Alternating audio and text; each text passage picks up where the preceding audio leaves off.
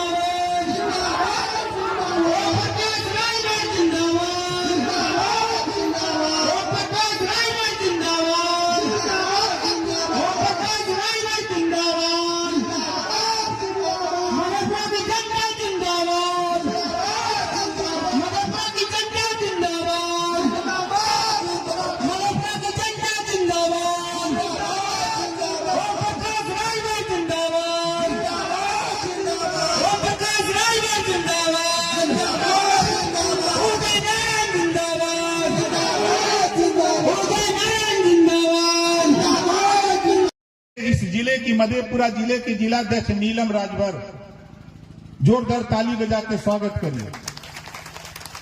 आप सोचो कि बिहार में जब हमारी आपकी बहनों के लिए सीट आरक्षित हो जाएगी कि महिला लड़ेगी, आप बताओ उस सीट पर जो वंचित शोषित है अहिर गलेरी कुंभी कोयली भार चमार मुसा धोबी खटी पासी केवट बिंद मला जोड़ा दुनिया सारी शेख सैयद पठान चौहान ठाकुर ब्राह्मण बनिया लाला गुड़ खरवार भूमिहार बिहार रजवार राजवंशी राजदोग, इसके बीच से कैसे निकालोगे आप? इस नाते हम आपसे कहता हूं कि सावधान हो जाओ। आने वाला कल हमारी जो बहन बेटियां पढ़ लिख रही हैं उनको भी राजनीति में ले आओ। 5 साल के अंदर महिलाओं को 33% आरक्षण लागू होने जा रहा है, ताकि हमारी बहन बेटियां जीत करके पटना की राजधानी में वहां बैठ करके अपने लिए कानून बना सके। इस नाते हम आपको आगाह करने के लिए ओम प्रकाश राजभर घूम रहा है। कोई भी बहन बेटी अगर पढ़ लिख रही है उसके साथ साथ राजनीति उसको टिकाओ, उसको भी मंच पे ले आओ। हम अपने नेताओं से भी कहूंगा कि आइंदा अगर मधेपुरा में बुलाओ, अपने जिले में तैयार करो। आधी आबादी महिलाओं की है, न कम से कम मंच पे नहीं ज्यादा हो तो आधी कुर्सी महिलाओं के लिए लगा लो, ताकि हमारी बहन बेटियां भी माइक पर खड़ा होके वो भी रिहर्सल करे, ताकि विधानसभा को ललकार करके हमारी तरफ बोलने की काम करें। इसका भी ध्यान आप लोग रखो, नहीं तो देखो फिर धोखा खाओगे। और मैं आप लोगों से कहूंगा, देखो भाई भाषण तो बहुत हुआ, हम आपसे बार बार कहना मुझे 2 साल का समय दो। यहाँ जितने लोग हो 2 साल का समय हमको खाली दे दो। नेताजी सुभाष चंद्र बोस ने कहा था, आप मुझे खून दो हम आजादी देंगे। और हम आप हमारे पूर्वजों ने, हम लोगों ने नेताजी सुभाष चंद्र बोस की बात को मान लिया और देश आजाद हो गया। गांधी जी के नेतृत्व में, सरदार वल्लभ भाई पटेल जी के नेतृत्व में देश आजाद हो गया। अगर उन्होंने खून मांगा, आजादी मिली। हम 2 साल के लिए आपसे कहता हूं, सिर्फ आप हमको अपना वोट दे दो, हम आपके 75 साल का इतिहास बदल करके दिखाएंगे। वो इतिहास क्या होगा आप बताओ? सन 52 से चुनाव हो रहा है देश में, आज तक रजवार का बेटा, राजदूत का बेटा, पाल प्रजापति, नाई, गोड़ कुम्हार का बेटा, भर का बेटा एमएलए बना का? बोलो, एमएलए बना? नहीं बना। इसी नाते 2 साल का टाइम हमको चाहिए। 2 साल का टाइम हमको दे दो। 2 साल के अंदर तेरे बिहार में 10 एमएलए पैदा करके हम राजधानी पटना में पहुंचा करके आपको दिखाना चाहता हूं। हम इसके लिए परेशान हैं। हमको यह चुनाव नहीं लड़ना, हमको यह प्रण किया है कि बिहार की धरती पर 2025 जो चुनाव होगा उसमें 10 एमएलए चुनवा करके पटना की राजधानी में भेजूंगा और सरकार चाहे किसी की बने, जब तक हम नहीं चाहेंगे तब तक उसकी सरकार नहीं बनने देंगे। ये चीज हम चाहते हैं। तो बताओ कितने लोग साथ देने के लिए तैयार हो 2 साल के लिए? तैयार हो ना? सोच लो भैया, बहुत साफ साफ बात हमारी है। अब दूसरा काम हम क्या चाहेंगे? देखो, हुआ जाके हम कानून बनवाना चाहते हैं। दिल्ली एक प्रदेश है, पंजाब एक प्रदेश है। दिल्ली एक प्रदेश है, पंजाब देश का एक प्रदेश है। यहां जितने लोग आए हो, कितने लोग बिजली के बिल से परेशान हो? जरा हाथ उठाओ। परेशान हो ना? आप बताओ, एक बार भी पटना में जहां आपके विधायक लोग बैठते हैं, कोई सिंगल विधायक इस आवाज को उठाया? कोई सिंगल विधायक आवाज को उठाया? आप यूपी का उठा के विधानसभा की कार्रवाई देख लो। जब जब सदन चला है तब तब ओम प्रकाश राजभर 403 विधायकों के बीच में अकेले खड़ा होकर के मुख्यमंत्री के सामने और मजबूर कर रहा हूं। अभी 18 जुलाई जो बीता है, देश के प्रधानमंत्री के सामने कहा कि भाई देखो, आपकी एक एजेंसी गई गांव में और एजेंसी ने गांव में जाके कहा कि भाई स्मार्ट मीटर लग रहा है फ्री में। आपके यहां भी लगा होगा स्मार्ट मीटर फ्री में, और ये गरीब कमजोर सोचा कि फ्री खो तो लगवा ला। और मड़ई में कोई लगवा लिया, कोई पेड़े में ठुकवा लिया, कोई दिवाली में, कोई घरे में, और उसके बाद आधार कार्ड दे दिया। अब 4 साल, 3 साल, 5 साल के बाद बिल आ गया। किसी का 20,000, किसी का 15,000, किसी का 25,000। बोलो सही है गलत है? ये बिल आने लगा।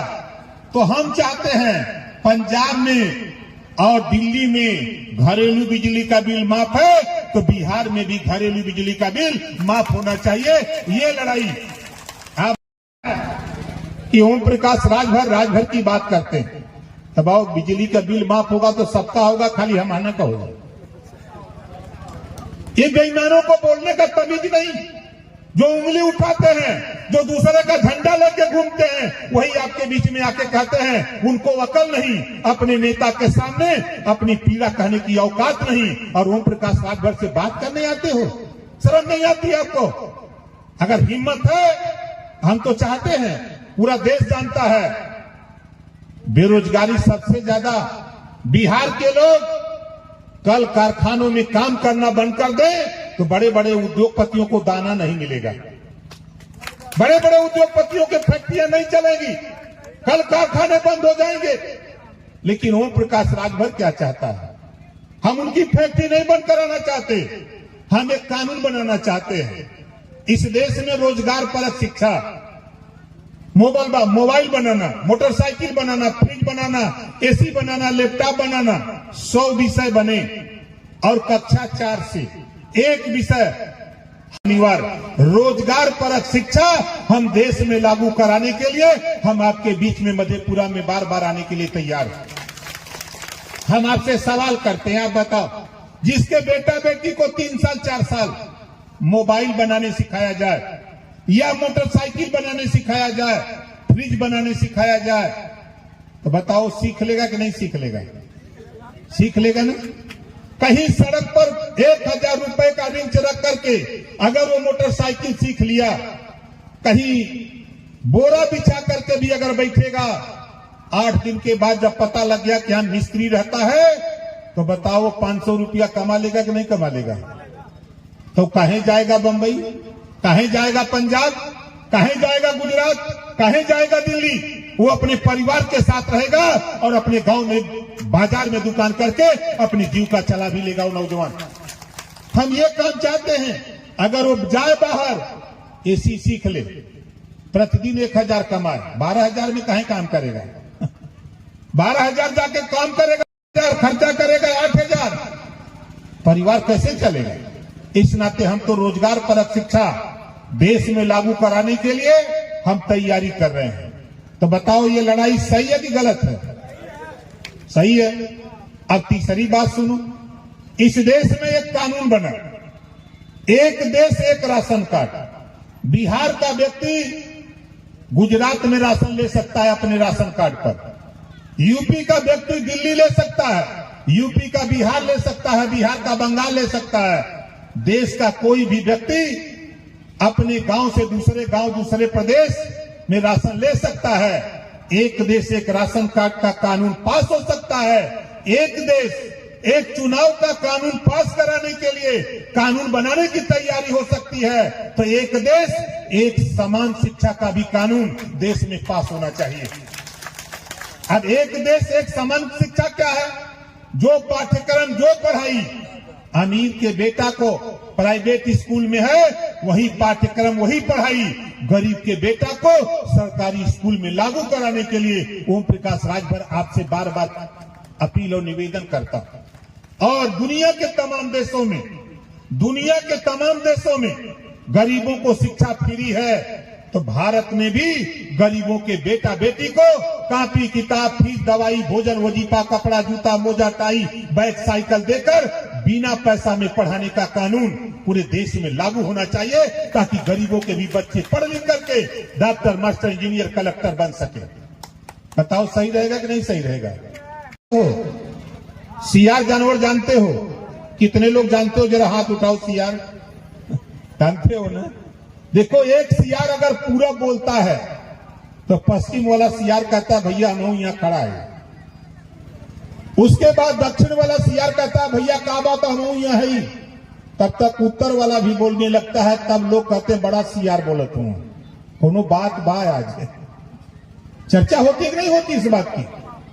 तो जब जानवर में इतनी बड़ी अकल है तो फिर हम तो इंसान हैं। आप बताओ, मरने वाले को क्या कहते हो आप लोग? मुर्दा कहते हो कि लाश? मुर्दा कहते हो ना? मरने वाले को मुर्दा कहते हो। अगर वो व्यक्ति कोई मर जाता है, उसके पास इतनी अकल होती है कि मरने वाला व्यक्ति भी 4 आदमी को पकड़ लेता है। मरने वाला व्यक्ति 4 आदमी को पकड़ लेता है और वो बुद्धि लगा देता है, तो पीछे भी 15-20 आदमी उसको, कि 4 आदमी अगर थक जाएगा तो दूसरा हमको 4 आदमी फिर कंधा देने के लिए तैयार हो जाएगा। बोलो है ऐसा कि नहीं? अब बताओ, जब मुर्दा में इतनी बड़ी कला है तो हम लोग तो जिंदा है भाई। बोलो भाई, नेताजी लोग, हम लोग तो जिंदा है ना?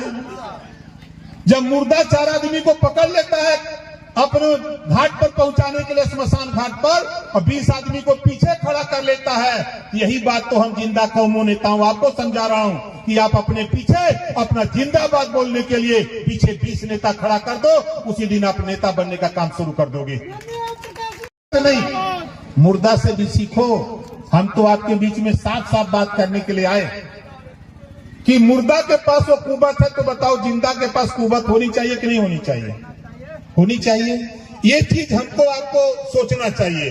हम जहां से विधायक हैं, हमको अगर वोट की राजनीति करनी होती, हम गाजीपुर, यूपी के गाजीपुर, जहूराबाद में हम रोज भाषण देते तो हमको बोरा का बोरा वोट मिलता। हम लोगों के काम करते तो बोरा का बोरा वोट मिलता। पिछली बार 22,000 वोट से जीता था, इस बार 51,000 वोट से जीता।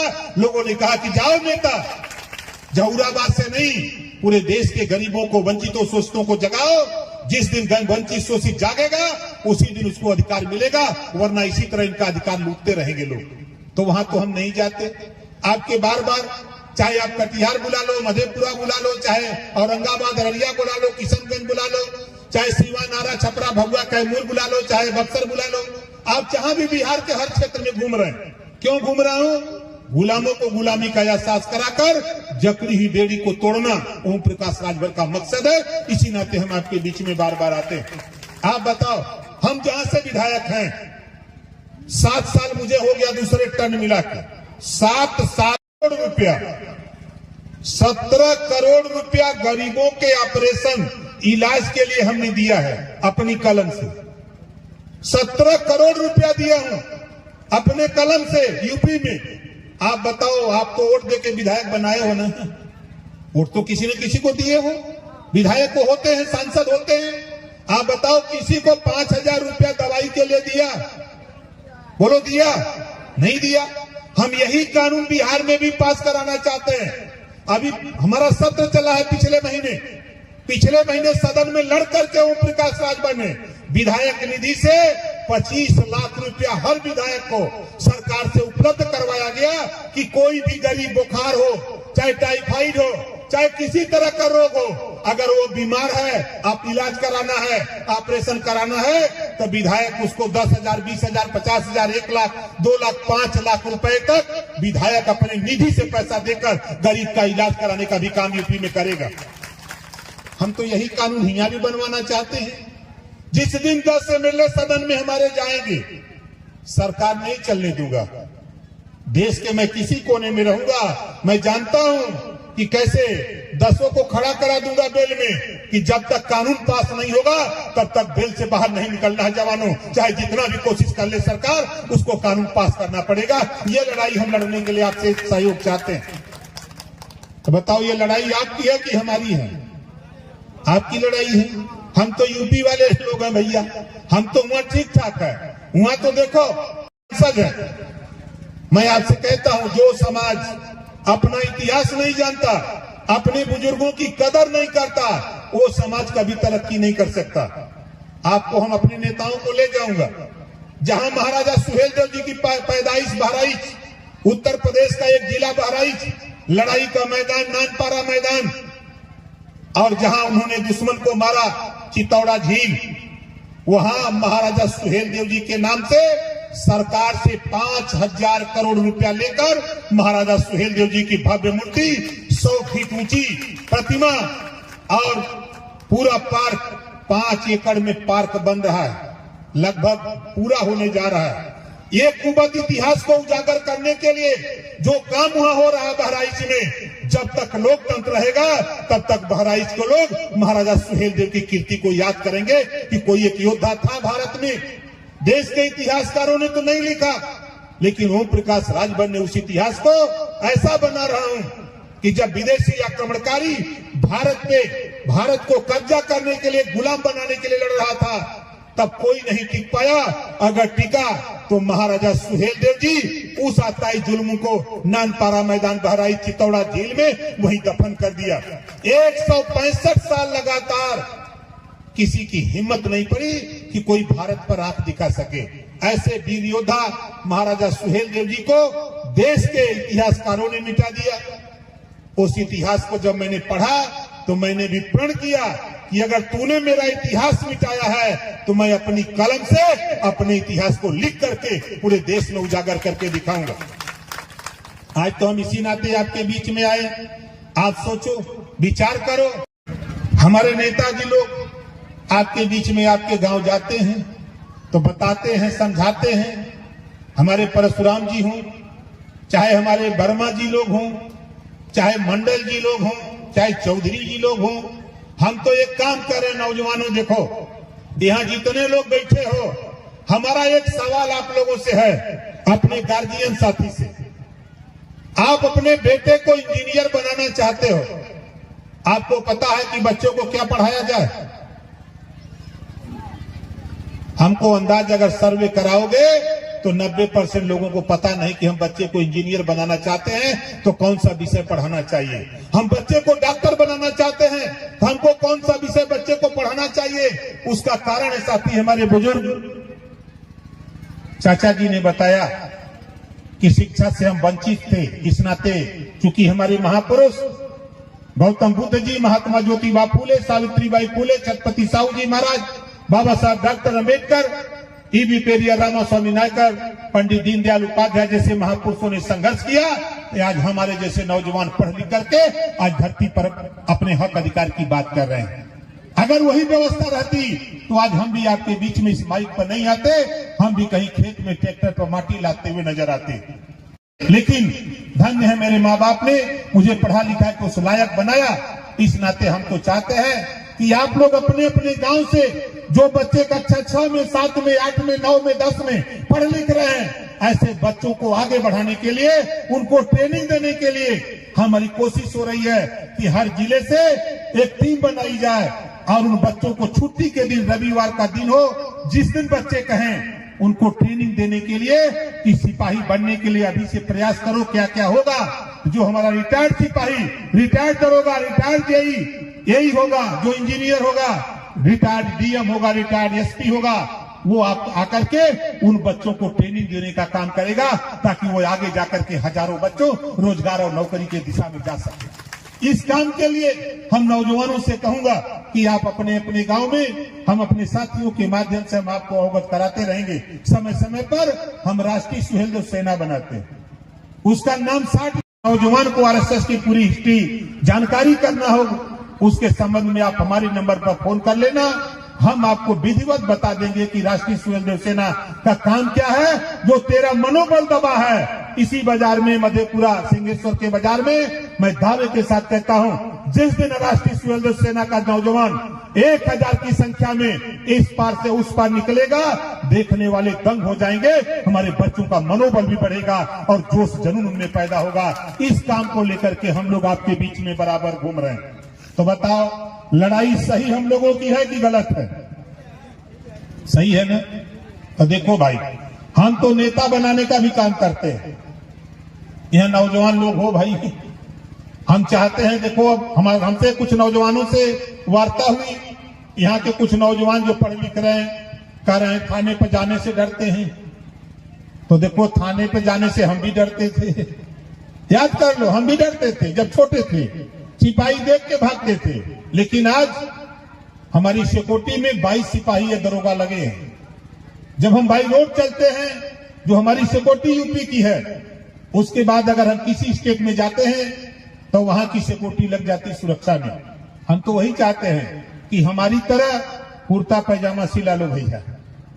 जिस दिन कुर्ता पैजामा सिला लोगे, थाने पर चेक कर लेना, जीन्स का पैंट और शर्ट पहन के जाओगे थाने पर, गेट पर होमगार्ड या सिपाही होगा तो डांट करके भगा देगा। लेकिन कुर्ता पैजामा पहन के जाओगे तो वही सिपाही, वही होमगार्ड पूछेगा, कहो नेताजी क्या बात है? तो नेताजी कहिए ना कि दरोगा से जिसे न मिले के बाद, तो सिपाही जी, होमगार्ड जी कहिए वह बैठल हुआ चल जा। इतना अंतर है। अब नेता बनने के लिए कुछ नहीं करना है, कुर्ता पैजामा सिला लो, प्रेस करके 4 बजे चाय पीने का टाइम हो तो घर में अगर सामने सबके पहन सकते हो कुर्ता पैजामा तो पहन लो, नहीं पहन सकते हो तो घर के अंदर चले जाओ, दरवाजा बंद कर दो, कपड़ा निकाल के कुर्ता पैजामा 1 बार 2 बार 3 बार में पहन लोगे। पहन के निकलोगे बाहर, दरवाजा खुलेगा, भाभी मिलेगी, माँ मिलेगी, बहन मिलेगी, कोई मिलेगा, वो पक्की मुहर लगाएगा, का हो नेता बनते। वो पक्की मुहर आपको लगा देगा कि नेता बनत हुआ। बाहर निकलेंगे, चचा काका दादा भैया बाबू जो भी मिलेगा वो भी कहेगा का हो नेता बनत हुआ। कुछ मत बोलिए, आप निकलिए चाय की दुकान पर। चाय की दुकान पर टेबल पे चाय अक्सर अखबार रखा रहता है, आप जाकर के वहां ताव से कहे, आए चाय वाले, एक चाय देता है तो चाहिए वाला ताकि गई, कहो नेता हो गई लगा। उसके बाद अखबार उठाओ, अगर पढ़ले हुआ तो पढ़ा, ना पढ़ले हुआ तो अखबार के पन्ना के खाली पलटत रहा जब तक चाय नहीं आ जाए। समझे थे ना? अब दूसर कोई देखी तो समझी कि नेतवा कोनो समाचार है, यही बदई खोजत है। वो थोड़ा जाना था कि पढ़ले हो कि ना पढ़ले। समझे थे ना? उसके बाद चाय आ गई, चाय पकड़ लो, अखबार रख दो, चाय पी लो, चले जाओ बाजार में सब्जी खरीदना खरीदो, घर चले जाओ, कुर्ता पैजामा निकाल के रख दो। साथ ही मैं दावे के साथ कहता हूं, तेरे गांव में कोई विवाद होगा, आपने अपने गांव में 5 नेता बना लिया तो बाहर जब सिपाही जी दरोगा जी पूछते हैं कि गांव में नेता, तो गांव के लोग बता देंगे कि 5 नेता इस गांव में हैं। तो वही दरोगा सिपाही आएगा और आपसे कहेगा कि नेताजी भैया दरखास्त बा, समझौता करा दे, नहीं तो भाई हम तो पकड़ के ले जाए। ये कुबत है कुर्ता पैजामा में। तो कुर्ता पैजामा सिलाना चाहते हो अब? देखो भाई, बिहार के लोगों, हम बहुत बेहया नेता है, इन बता देते। हम नौजवानों को बुलाऊंगा यूपी और ले चलूंगा लखनऊ, और वहीं लखनऊ सीएलएस सियावर कुर्ता पैजामा मिला ला, जीन्स का पैंट और तुम्हारा शर्ट निकलवा लूंगा और कुर्ता पैजामा पहनवा करके ट्रेन पर चढ़ा दूंगा। आप बताओ, आप लोग गए थे, यहां से कुछ लोग गए थे पटना ना, पटना गए थे ना? आपको एहसास हुआ होगा कि कटिहार से लोग गए थे, अररिया से लोग गए थे, पूर्णिया से लोग गए थे, आपके सीमान, छपरा, आरा, भभुआ, कैमूर से लोग आए थे, आपके नवादा से लोग गए थे, नालंदा से गए थे, पूरे बिहार के लोग आए थे कि नहीं आए थे? ये वो तो झांकी थी, अभी पूरा खेल बाकी है। आप घबराओ नहीं, अब वो खेल करूंगा कि यहाँ की सियासत करने वाले लोगों को जो समझ में नहीं आ रहा था, तेरी आबादी तेरी ताकत, वो ताकत पैदा करने जा रहा हूं कि यहाँ के शासन करने वाले लोगों की नींद हराम हो जाएगी। अभी तो कुछ नहीं, हम तय कर लिए हैं कि 60% समय बिहार में दूंगा और 40% समय यूपी के साथ साथ, चाहे पंजाब हो, चाहे महाराष्ट्र हो, दिल्ली हो, गुजरात हो, अन्य प्रदेशों में 40% समय दूंगा। और आप लोगों से कहूंगा कि जहां अपनी ताकत को दिखाना हो, जहां एक जगह ये हो कि आज हमारी ताकत प्रदर्शित करनी है, तो वहां हमको आपको चलना पड़ेगा। तो बोलो, चलोगे कि नहीं चलोगे? चलोगे।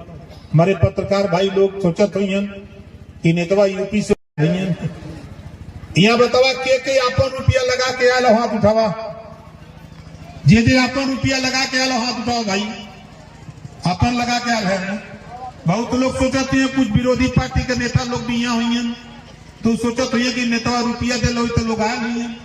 हम रुपया नहीं देते, हम विचार देते हैं, हम लड़ाई लड़ने का साहस देते हैं, आत्मबल पैदा करते हैं, नौजवानों को जगाने का काम करता हूं। हमारे साथी बोल रहे थे कि जिस ओर जवानी चलती उस ओर जमाना चलता है। नौजवानों घबराओ नहीं, वो स्थिति बिहार में पैदा करूंगा कि जो यूपी में आप देखते हो, यूपी से तगड़ा बिहार आपको दिखेगा। ज्यादा नहीं, 2 साल का समय हम खाली मांगते हैं आपसे। 2 साल हमारी बात को आप लोग मान लो। आपस में अगर किसी का डांड मेड़ का झगड़ा होगा तो सीधा कर लेना, किसी का डांड मेड़ का झगड़ा हो तो सीधा कर लेना। अगर किसी का जाने पर किसी का चारपाई का अगर पावर टूट गया हो तो उसको जोड़वा लेना, लेकिन इस आंदोलन में खिलवाड़ मत समझना। जिस दिन चाहो उस दिन ओम प्रकाश राजभर हेलीकॉप्टर लेकर के तेरे बिहार में एक एक दिन 3-3, 4-4 सभा करने के लिए तैयारी कर रहा हूं। घबराओ नहीं। कैसे नहीं मानोगे? जबरी मनाऊंगा। हम तो ऐसा नेता है ना, ऐसा ही यूपी वाले कह रहे नेता बहुत देख ले, इनके चाल बहुत देख ले हुए, तो हम के देख ले। आज वही आ जाए, लेकिन नेताजी को इतनी फुर्सत नहीं रहती कि चूंकि इतना काम हमने फान दिया है कि कभी हम पंजाब में चले जाते हैं, वहां जालंधर, लुधियाना, पटियाला, जम्मू, चंडीगढ़, अमृतसर, नाभा, वहां कार्यक्रम करते हैं। तो कभी चले जाते हैं बॉम्बे, नालासोपारा, दहीसर, गोरेगांव, मलाड, अंधेरी, मरोल, पाइपलाइन, चर्चगेट, बीटी, नासिक तक वहां मीटिंग करते हैं। हम चले जाते हैं बिहार, चले जाते हैं उत्तराखंड, चले जाते हैं झारखंड, छत्तीसगढ़, दिल्ली। हम पूरे देश में घूमते रहते हैं। एक ही मकसद हमारा है, गुलामों को गुलामी का एहसास कराकर जकड़ी हुई बेड़ी को तोड़ना। ओम प्रकाश राजभर का मकसद है साथी। इसी बात को लेकर के हम लोग आपके बीच में आए हैं। काफी टाइम हो गया है हमारे नेतागण। मैं तो सोचता हूं कि हमारे नेता ज्यादा से ज्यादा माइक पर बोले, मंच पे बैठे और भाषण।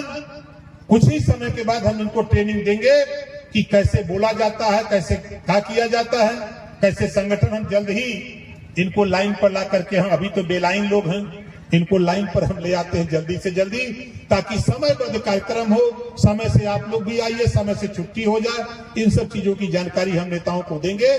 जो जहां बैठा है साथी, वहीं सब लोग खड़े हो जाए।